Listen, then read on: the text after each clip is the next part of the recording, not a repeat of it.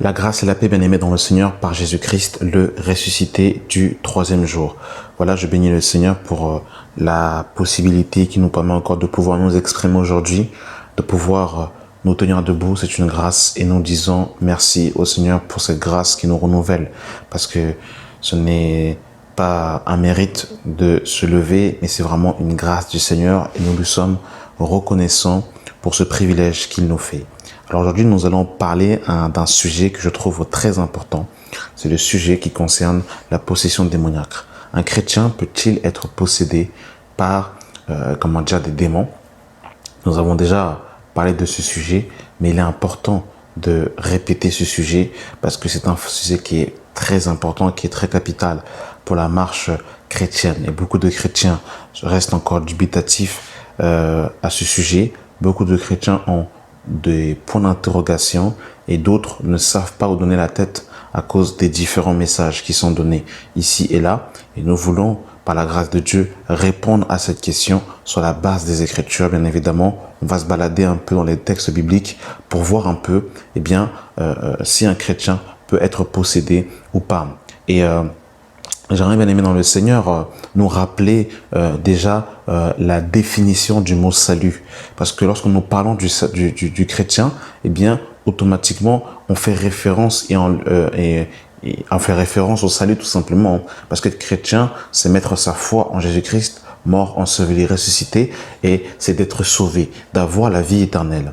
Et le mot sauvé, le mot salut, en grec se dit sotaria, qui veut dire délivrance, conservation, sécurité, salut. Donc, dans le mot salut, mon bien-aimé, tu dois comprendre qu'il y a le mot délivrance, qu'il y a le mot conservation, qu'il y a le mot sûreté. Donc, voyez-vous, mes bien-aimés dans le Seigneur, on ne peut pas parler du salut tout en excluant la délivrance, parce que le mot salut est lié en fait, au mot délivrance, est lié au mot conservation, sécurité. Mais bien aimé dans le Seigneur, et sûreté, c'est le mot, salut en grec. Et ça, c'est déjà important, en tant que chrétien, de comprendre que si tu as le salut, alors tu as la sûreté, tu as la sécurité, tu as la délivrance, tu as le salut en Jésus-Christ. Et ça, c'est très important déjà de partir sur cette première base-là. Et nous allons voir, bien aimé dans le Seigneur, des choses dans les Écritures. Nous allons commencer par le livre de Genèse. Dans le livre de Genèse, chapitre 1, mes bien-aimés dans le Seigneur, nous avons déjà un élément qui est très intéressant. Nous sommes dans Genèse, chapitre 1, à partir du verset 1. Il est écrit, « Au commencement, Dieu créa les cieux et la terre. La terre était informe et vide. Il y avait des ténèbres à la surface de l'abîme, et l'Esprit de Dieu se mouvait au-dessus des eaux. Dieu dit, que la lumière soit, et la lumière fut. Dieu vit que la lumière était bonne, et Dieu sépara la lumière avec les ténèbres. Dieu appela la lumière jour, et il appela les ténèbres nuit.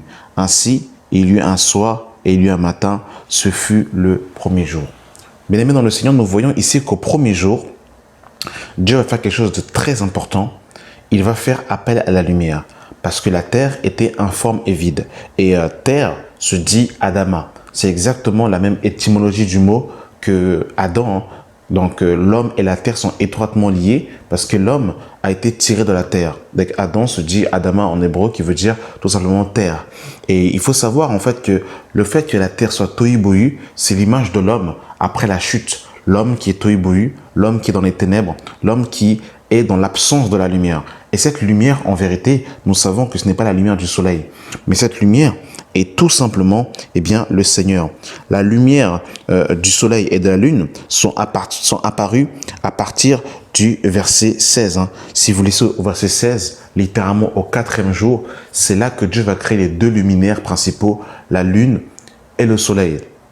Et cette lumière qui est apparue dans le chapitre 1 à partir du verset 2 n'a rien à voir avec la lumière du soleil, mais c'est tout simplement le Seigneur Yeshua HaMashiach. On va prendre un passage pour confirmer cela. Nous sommes dans 2 Corinthiens chapitre 4, bien-aimés dans le Seigneur. Que Dieu soit béni pour sa parole. Dans 2 Corinthiens chapitre 4, à partir du verset 6, Car Dieu qui a dit, la lumière brillera au sein des ténèbres, a fait briller la lumière dans nos cœurs pour faire resplendir la connaissance de la gloire de Dieu sur la face de Christ. Donc cette lumière, mes bien-aimés dans le Seigneur, n'était ni plus ni moins Jésus-Christ lui-même. D'ailleurs, il dira dans le livre de Jean qu'il est la lumière du monde et que celui qui le suit ne marchera pas dans les ténèbres, mais qu'il aura la lumière de la vie. Mais nous voyons aussi, bien-aimés dans le Seigneur, que Dieu va séparer la lumière avec les ténèbres. En d'autres termes, quand le Père éternel, fait appel à la lumière dans ta vie, littéralement à Jésus-Christ de Nazareth, le ressuscité du troisième jour, il fait une séparation entre la lumière et les ténèbres.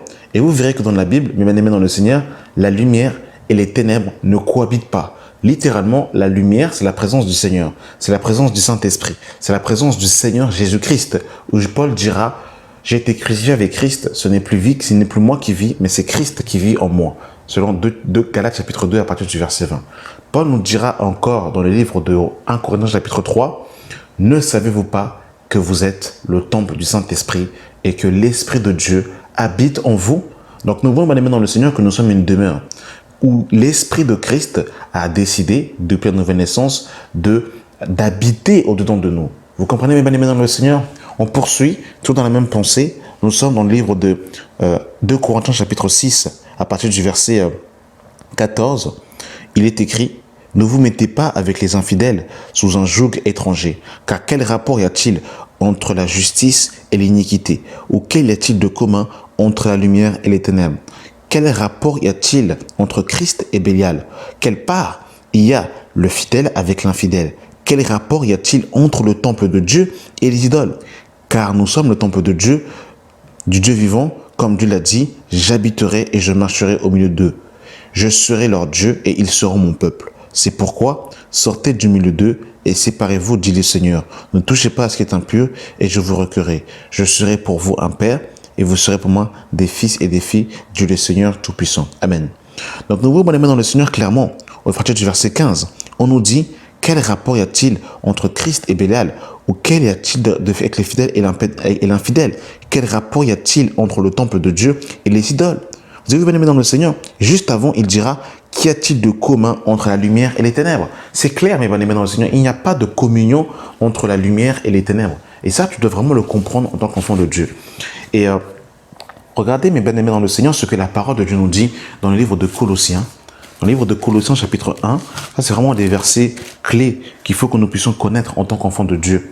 Donc Colossiens 1, à partir du verset 12, on nous dit « Rendez grâce au Père qui nous a rendus capables d'avoir part à l'héritage des saints dans la lumière. » Voyez-vous, bien sûr, dans la lumière. Donc si tu es enfant de Dieu, si tu es chrétien, si tu es réellement passé par la nouvelle naissance, eh bien tu es enfant de la lumière. Tu es enfant du jour. Tu n'as rien à voir avec les ténèbres, avec la nuit. Et on nous dit qui nous a délivrés de la puissance des ténèbres. Et regardez le verbe dont il est utilisé. Il nous a délivrés. On ne dit pas qu'il est en train de nous délivrer. On ne dit pas qu'il va nous délivrer. Mais on dit qu'il nous a délivrés. Donc c'est une action antérieure qui a déjà eu lieu à la croix où Jésus nous a délivrés, mes bien-aimés dans le Seigneur. Qui nous a délivrés de la puissance des ténèbres et nous a transportés dans le royaume du Fils de son amour, en qui nous avons la rédemption par son sang et la rémission des péchés. Amen. Voilà ce que la parole de Dieu nous dit. Regardez ce que la parole nous dit encore dans le livre de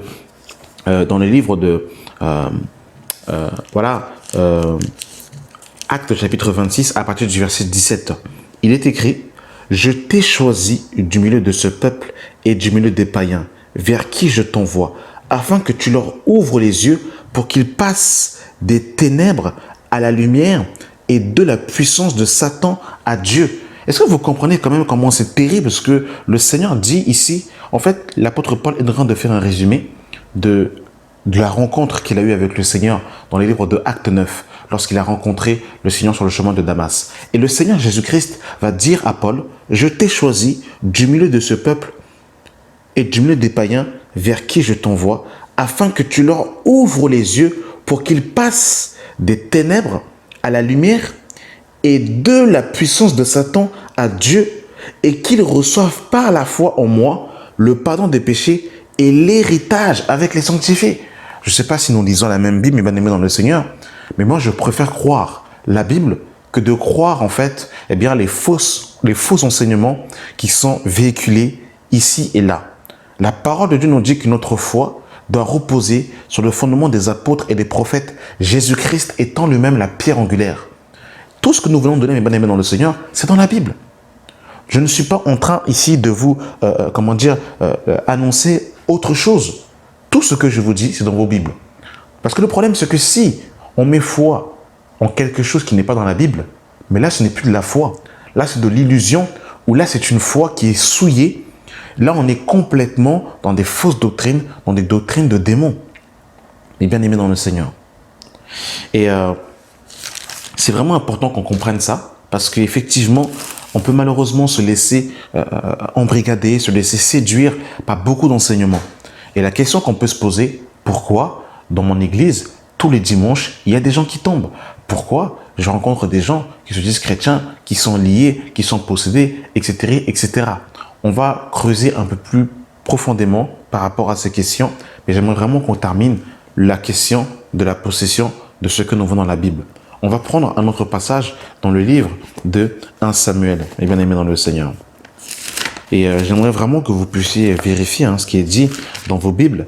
Et surtout, la grande question que j'aimerais nous poser, si dans la Bible vous avez vu un chrétien possédé, eh bien, n'hésitez pas à me montrer le verset dans l'espace commentaire.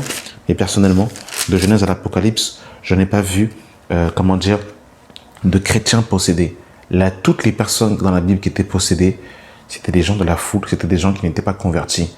Mais dans la Bible, il n'y a pas de personne qui était né de nouveau, converti et possédé par un démon. Il y a un exemple, par contre, effectivement, qui peut porter à confusion, mais nous allons le lire par la suite. Mais là, j'aimerais que nous puissions lire 1 Samuel chapitre 5 à partir du verset 1. Il est écrit, « Les Philistins prirent l'arche de Dieu et le transportèrent à Ebenezer, à Abdos. Après s'être emparés de l'arche de Dieu, les Philistins le firent entrer dans la maison de Dagon et la plaça à côté de Dagon. Le lendemain, les Asdoniens qui s'étaient levés de bon matin trouvèrent Dagon étendu la face contre terre devant l'arche de l'Éternel. Ils prirent Dagon et le remirent à sa place. Le lendemain encore, s'étant levés de bon matin, ils trouvèrent Dagon étendu la face contre terre devant l'arche de l'Éternel. La tête de Dagon et ses deux mains étaient abattues sur le seuil et il ne lui restait que le tronc. C'est pourquoi, jusqu'à ce jour, les prêtres de Dagon et tous ceux qui entrent dans la maison de Dagon, d'Abdos, marchent point sur le seuil. Et c'est très intéressant ici, mes bien-aimés dans le Seigneur, parce que on voit que il va avoir l'arche de l'Éternel et Dagon, donc divinité des Philistins, qui en fait Dagon est un homme poisson. Dagon est un homme poisson. Et le corps d'un homme et la tête d'un poisson.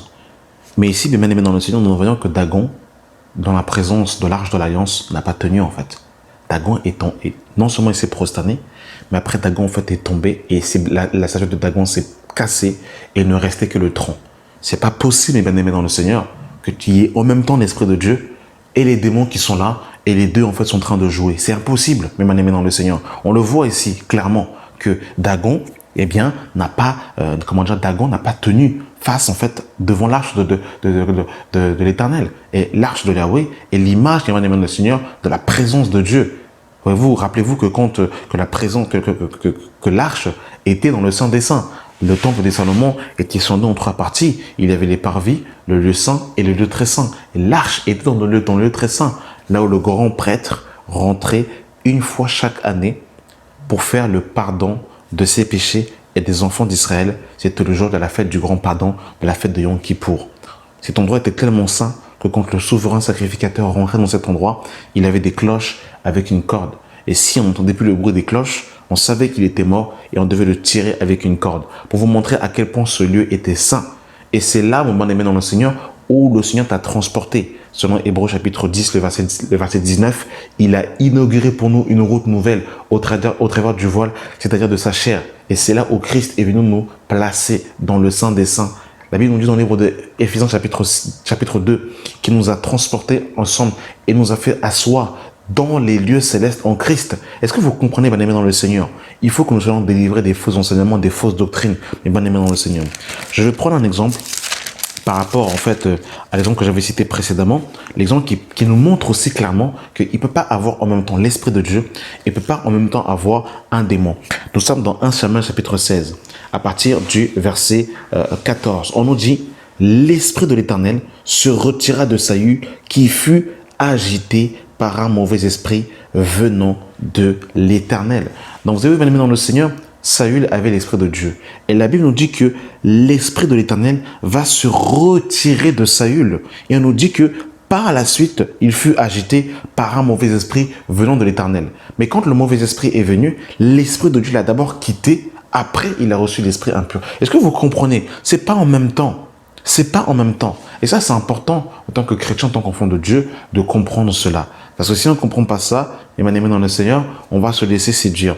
Maintenant, quelles sont les possibilités pour un chrétien? Nous avons vu ici dans les Écritures que il ne peut pas avoir la lumière et les ténèbres en même temps. C'est pas possible.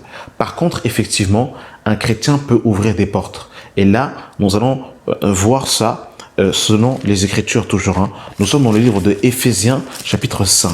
Et bien aimé dans le Seigneur. Éphésiens 5. Je dirais plutôt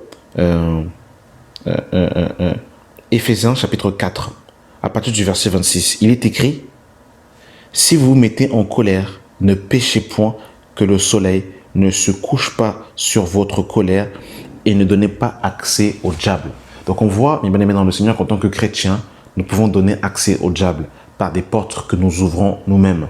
Là, l'occurrence ici, l'apôtre Paul nous parle de la colère, mais on voit qu'il peut y avoir plusieurs choses. Le péché est une porte d'entrée où l'ennemi peut justement accéder dans ta vie. Et Salomon nous dira dans le livre des Proverbes, garde ton cœur plus que toute autre chose, car c'est de lui que jaillissent les sources de la vie. Et nous voyons aussi, on va avoir un épisode par rapport en fait au cœur qui peut être très intéressant, que le cœur aussi est vraiment en fait la porte de l'homme et que effectivement un chrétien peut malheureusement ouvrir des portes et son cœur peut être, rempli par l'ennemi. Il faut savoir que le cœur est comme un vase. Soit il est rempli des choses simples, des choses de Dieu, soit il est rempli de colère, d'amertume, de manque de pardon et toutes ces choses. Et ces choses, en fait, sont des accès au diable. Et, nous sommes dans Actes chapitre 5, à partir du verset 1. On nous dit, mais un homme nommé Ananias, avec Saphira sa femme, vendit une propriété et retint une partie du prix. Sa femme, le sachant, puis il apporta le reste, le déposa aux pieds des apôtres. Pierre lui dit, Ananias, pourquoi Satan a-t-il rempli ton cœur au point que tu montes au Saint-Esprit et que tu aies retenu une partie du prix du champ? Donc là, nous voyons, bien-aimés dans le Seigneur ici, que Pierre va dire à Ananias, pourquoi Satan a-t-il rempli ton cœur? Et Satan a rempli le cœur d'Ananias, pourquoi? Pour la simple et bonne raison que Ananias avait menti avec son épouse. Donc il y a eu le mensonge, il y a eu la cupidité, parce qu'ils ont voulu garder en fait de l'argent. Donc il y a eu la cupidité et le mensonge. Et c'était une porte par laquelle Satan a pu rentrer justement, et il a, rempli, le cœur d'Ananias. Et Jésus va dire une chose très intéressante dans le livre de Jean, chapitre 14, par rapport en fait au diable. Et dans Jean 14, à partir du verset 30, on nous dit, je ne parais plus guère avec vous, car le prince de ce monde vient et il n'a rien en moi. En d'autres termes, Jésus n'avait aucune faille, n'avait aucune chose qui appartenait à l'ennemi dans sa vie, par lequel l'ennemi pouvait avoir accès. Donc effectivement, un enfant de Dieu qui a reçu l'Esprit de Dieu et qui marche dans le péché, qui marche dans la chair, ouvre des portes par lesquelles l'ennemi a accès dans sa vie. À l'occurrence, nous avons vu que la colère est un accès. Nous avons vu encore l'épisode avec Ananias et Saphira où Satan a rempli son cœur. Et il y a encore un autre épisode, mes bien-aimés dans le Seigneur, c'est dans le livre de Matthieu chapitre 16. Dans le livre de Matthieu chapitre 16, mes bien-aimés dans le Seigneur, il va se passer quelque chose en fait d'assez particulier. Matthieu 16 à partir du verset 21. Dès lors, Jésus commença à faire connaître à ses disciples qu'il fallait qu'il aille à Jérusalem, qu'il souffrait beaucoup de la part des anciens, des principaux sacrificateurs et des scribes, et qu'il fut mis à mort, et qu'il ressuscita le troisième jour. Pierre l'ayant pris à part, se mit à le reprendre et à dire: à Dieu ne plaise, Seigneur, cela ne t'arrivera pas. Mais Jésus se retourna et lui dit: arrière de moi, Satan, tu mets en scandale, car tes pensées ne sont pas les pensées de Dieu, mais celles des hommes. Donc ici, on voit que l'apôtre Pierre va être influencé. Et on voit effectivement qu'il y a des influences dans lesquelles un enfant de Dieu peut se trouver, des influences qui ne sont pas les influences spirituelles. En d'autres termes, ici, l'apôtre Pierre était tellement, dans un amour, pas agapé, mais un amour philéo. L'amour agapé, c'est l'amour qui ne demande rien à son prochain. Et l'amour philéo, c'est un peu l'amour des hommes. Et ici, Pierre aimait tellement Pierre, aimait tellement le Seigneur, mais dans la chair, qu'il pensait justement que, en gardant le Seigneur près de lui, c'était la volonté de Dieu. En vérité, c'était la volonté des hommes, littéralement du diable. Donc là, en l'occurrence, ici, l'apôtre Pierre a été sous l'influence d'une mauvaise pensée, qui peut être le cas quand nos pensées ne sont pas régénérées, renouvelées en Christ. On peut dire des choses, penser effectivement qu'on rend gloire à Dieu, alors que malheureusement, nous sommes encore dans les pièges du malin, sans se rendre compte, parce que des fois un faux message, un faux enseignement nous lie, nous voile et nous empêche d'avoir la clairvoyance, d'avoir la pensée initiale et parfaite de Dieu. Amen. Donc voilà, bien aimé dans le Seigneur, par rapport à ces influences qui sont possibles en tant que chrétien, en tant qu'enfant de Dieu. Alors maintenant, pour revenir un peu à ce qui se passe dans nos assemblées, il faut savoir, bien aimé dans le Seigneur, que la parole de Dieu nous dit: si quelqu'un est en Christ, il est une nouvelle création. Les choses anciennes sont passées, voici que toutes choses sont devenues nouvelles. Lorsque tu te convertis, mon frère, ma sœur, il y a une régénération qui se fait au niveau de ton esprit. Et cette génération, elle est totale et parfaite. L'œuvre de la croix n'est pas une œuvre qui a été faite à 99,97%, mais à 100%. La victoire de Jésus-Christ à la croix, elle est totale et parfaite. Jésus t'a réellement délivré, il t'a réellement affranchi, il t'a vraiment sanctifié par son sang, et tu n'es plus appelé pécheur, mais tu es déclaré juste. Tu avais été condamné par l'acte que Adam avait posé. Tu avais été déclaré pécheur à cause de l'action et de la désobéissance de Adam, mais à cause de l'obéissance et de la justice d'un seul homme, c'est-à-dire Christ. Quand tu crois en lui, tu es déclaré juste. Tu n'es pas justifié parce que tu as fait quelque chose, mais tu es justifié parce que Christ a été obéissant, qu'il est mort, enseveli, ressuscité, et par sa résurrection, tu as été ressuscité avec lui, il t'a délivré et il t'a fait asseoir dans les lieux célestes en Jésus-Christ, et il t'a purifié par son sang, et tu es devenu une nouvelle créature, tu es devenu une nouvelle naissance. Et ça fait que ce soit clair et limpide, que ça pénètre tous les compartiments de ton corps, âme, esprit. Il faut que ce soit un fondement qui soit solidement assis au-dedans de toi. Et l'apôtre Pierre va nous dire quelque chose de très intéressant, et bien aimé dans le Seigneur, dans 1 Pierre chapitre 1, à partir du verset 22, il va dire: ayons purifié nos âmes en obéissant à la vérité par l'esprit, pour avoir un amour fraternel sincère, aimez-vous ardemment les uns les autres de tout votre cœur, puisque vous avez été régénérés, non par une semence corruptible, mais par une semence incorruptible, par la parole vivante et permanente de Dieu. Amen.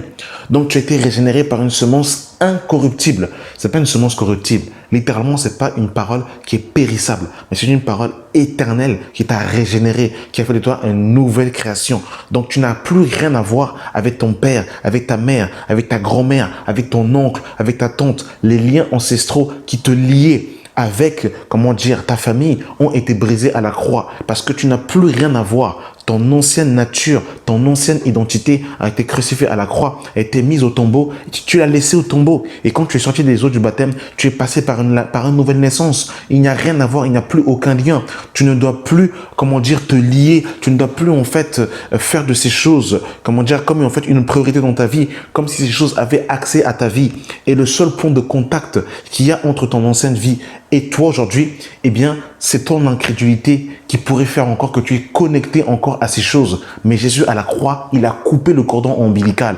Quand un enfant sort du ventre de sa mère, on fait une chose, bien aimé dans le Seigneur. C'est qu'il sort du ventre de sa mère, ensuite on coupe le cordon ombilical. Et ce cordon ombilical, il a été coupé, mon frère, ma soeur, quand tu es sorti du monde, quand tu es passé par une nouvelle naissance, le Seigneur a coupé ce cordon. Il n'y a plus aucun cordon qui te liait avec Adam. Si réellement tu es passé par une nouvelle naissance, si réellement tu es mort à ton ancienne nature, il n'y a plus de cordon ombilical qui te lie à ton mère, à ta mère, à ta grand-mère, à toutes les malédictions ancestrales qui auraient pu être déclarées sur ta vie.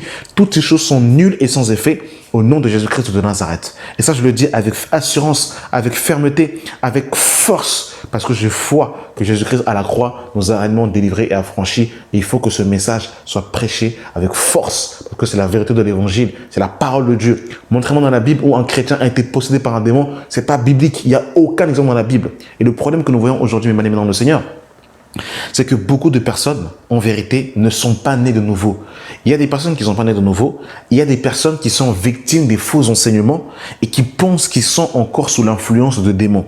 La question, et c'est là en fait la subtilité, c'est qu'il y a une différence entre marcher par la chair et être possédé par un démon. Et c'est là que beaucoup de chrétiens ont du mal. C'est que quand tu nais de nouveau, effectivement, ton esprit est régénéré. Tu es passé par la nouvelle naissance. Tu as un nouvel esprit. Mais par contre, ta chair, elle, n'a pas connu la rédemption. Et l'apôtre Paul nous dit dans Romains chapitre 8 que la chair ne se soumet pas à la volonté de Dieu et qu'elle ne peut même pas. Paul dira encore dans le livre de Galates chapitre 5 à partir du verset 16, il dira que la chair et l'esprit, je dis donc, marchez selon l'esprit et vous n'accomplirez pas les désirs de la chair. Car la chair a des désirs contraires à ceux de l'esprit, et l'esprit, on a des désirs contraires à ceux de la chair, et ils sont opposés entre eux, afin qu'ils ne fassiez pas ce que vous voudriez. En d'autres termes, tu es né de nouveau, ton homme nouveau est régénéré, ton homme de nouveau est parfait, il fait la volonté de Dieu, mais ta chair, elle, n'a pas connu la rédemption.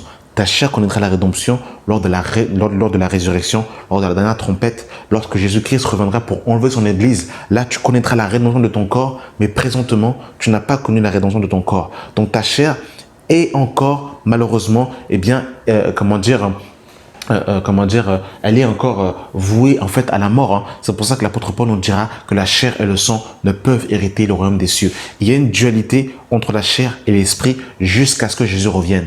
Et le problème de beaucoup de chrétiens, c'est que quand ils marchent par la chair et qu'ils n'arrivent pas à posséder leur corps dans la sanctification, ils pensent qu'ils sont possédés. Alors ça n'a rien à voir avec la possession démoniaque. Ça a à voir avec la lutte et le combat entre la chair et l'esprit, qui n'est pas directement lié à une possession démoniaque. Ta chair ne voudra jamais prier, ta chair ne voudra jamais jeûner, ta chair ne voudra pas pardonner, ta chair ne voudra pas, renoncer, se dépouiller, ta chair ne voudra pas. Voilà pourquoi le Seigneur nous parle du renoncement à nous-mêmes. Voilà pourquoi la Bible nous parle de mourir à nous-mêmes, parce que ta chair, elle, ne voudra pas cela. Et c'est pour ça que l'apôtre Paul nous dira, bien-aimé dans le Seigneur, dans le livre de 1 Thessaloniciens, chapitre 4, hein, la Bible nous dit, au reste frères, puisque vous avez appris de nous comment vous devez vous conduire et plaire à Dieu, et c'est là ce que vous faites. Nous vous prions et nous vous conjurons au nom du Seigneur Jésus de marcher à cet égard de progrès en progrès. Vous savez en effet quels préceptes nous vous avons donnés de la part du Seigneur. Ce que Dieu veut, c'est votre sanctification. C'est que vous vous abstenez de l'impudicité, c'est que chacun de vous sache posséder son corps dans la sainteté et l'honnêteté. C'est dans la possession du corps. En d'autres termes, tu dois apprendre à posséder ton corps, à dominer tes membres par l'esprit, afin que ta chair ne te domine pas. Et c'est là où le bas blesse. C'est là la petite subtilité que beaucoup de chrétiens ont. C'est quand ils n'arrivent pas à être maîtres de leur propre corps et qu'ils sont encore malheureusement esclaves de la chair, ils disent directement qu'ils sont possédés. Mais il y a une différence entre posséder et en fait marcher par la chair. C'est deux choses diamétralement opposées. Je donne un exemple. Dans 1 Corinthiens chapitre 5, un homme va coucher avec la femme de son père. Paul va lier sa chair. Il va vouer sa chair à Satan, mais il va dire afin que l'esprit soit gagné au jour du Seigneur. Et cet homme-là, dans le livre de 2 Corinthiens chapitre 1, il va revenir, il va demander pardon, mais on ne voit pas l'apôtre Paul lui dire « je veux te délivrer d'un esprit d'impudicité ». On ne voit pas l'église de Corinthe, faire un jeûne à sec, le mettre au milieu, lui imposer les mains pour qu'il puisse être délivré d'un esprit d'impudicité. Vous savez mes bien-aimés dans le Seigneur, alors oui, effectivement, je ne dis pas qu'il n'y a pas de personnes qui rentrent dans nos assemblées qui sont possédées. C'est pas ce que je dis. Mais quand vous lisez les Écritures, quand vous lisez par exemple Luc chapitre 8, Marie de Magdala, qui avait été délivrée de 7 démons, elle n'était pas convertie. Quand vous lisez dans Marc chapitre 9, quand Jésus descend dans la montagne et qu'il y a un enfant qui était lunatique, qui tombe dans le feu et dans l'eau, il n'était pas converti. Quand vous voyez mes bien-aimés dans le Seigneur, cette femme qui avait justement le dos, bossu pendant plus de 12 ans, vous voyez que ces gens, c'était des gens de la foule qui n'avaient pas spécialement, rencontré le Seigneur, qui n'avaient pas véritablement expérimenté la nouvelle naissance. Et maintenant, il y a une différence en être, quand une personne en fait est livrée à Satan et quand une personne elle est possédée. L'apôtre Job, le Seigneur l'a entre guillemets livré à Satan. Donc Satan avait accès à sa chair, mais pas à son âme, pas à son esprit, pas à sa vie. L'apôtre Job n'était pas possédé. Quand on prend l'épisode de 2 Corinthiens chapitre 12 avec Paul, où en fait un démon va en fait le souffloter, c'était pas au-dedans de lui.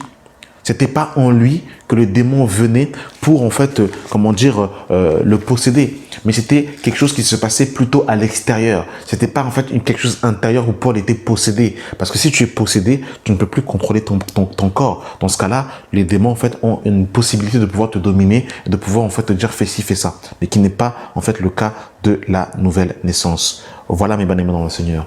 Nous avons dit beaucoup de choses, mais j'ai trouvé que c'était vraiment nécessaire de pouvoir traiter ce sujet. Et surtout, notre foi ne doit pas être basée sur ce que nous voyons, mais sur ce que la Bible a dit. Parce qu'effectivement, il y a tellement de désordre dans nos assemblées, effectivement. Il y a tellement de fausses doctrines. Il y a tellement de personnes qui ne sont pas converties dans nos assemblées, mais qui sont des accompagnateurs, qui ont fait des adhésions intellectuelles au christianisme.